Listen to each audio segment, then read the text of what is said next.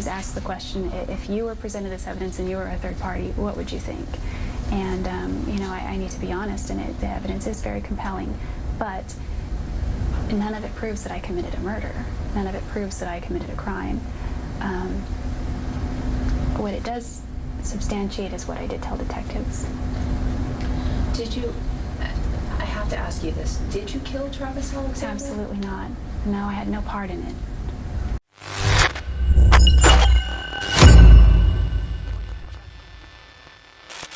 The saga of Jodi Ann Arias and Travis Alexander is a haunting narrative of love, betrayal, and death.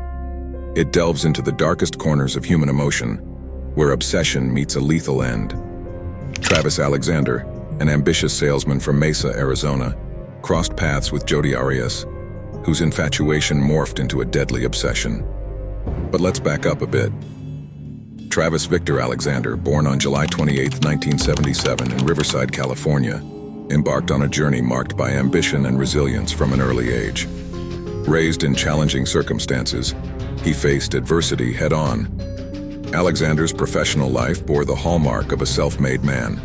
He ventured into entrepreneurship, carving a name for himself as a multi-level marketing salesman and motivational speaker.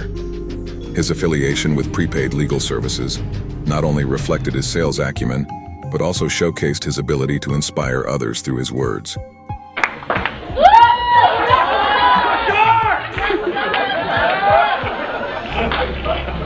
Now let's take a journey to Salinas, California, where Jodi Ann Arias was born. Similar to Travis, Jodi wasn't blessed with a peaceful, normal upbringing. Early life was anything but smooth sailing for Jodi, as she claimed her childhood was marred by abuse starting from the tender age of 7. Although she had aspirations of becoming a photographer, her educational journey was cut short when she dropped out of Eureka Union High School during her 11th grade year. At 17, Jodi took her first steps towards independence, moving out of her parents' home and initially living with a boyfriend. She eventually relocated to Southern California and later to Arizona. Despite her disrupted education, Jodi was resourceful in finding employment, working various odd jobs until landing a sales position with prepaid legal services. The encounter between Jodi Ann and Travis occurred at a PPL conference in Las Vegas in September 2006. The connection was instant, igniting a whirlwind romance that soared quickly. Their shared affiliation with PPL and the Mormon faith seemingly nurtured their bond initially. However, the facade of a loving relationship soon began to crumble. As the months rolled on, their relationship became increasingly turbulent.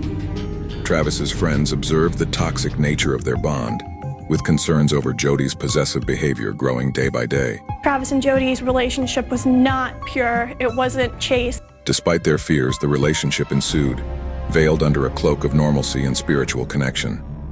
The point of no return came on June 4, 2008. Jodi drove to Arizona armed with deadly intent. She arrived at Travis's place where the duo engaged in intimate relations and even captured the moments on camera. However, the seemingly ordinary visit took a deadly turn. The photographic evidence chillingly recorded the descent into horror, with images of a playful and alive Travis in the shower, followed by eerie stills of a blood-soaked bathroom.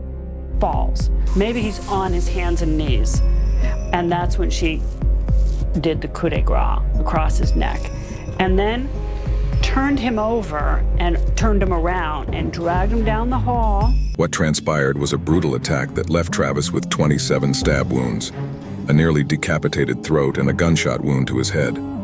The crime bore the imprints of rage and overkill.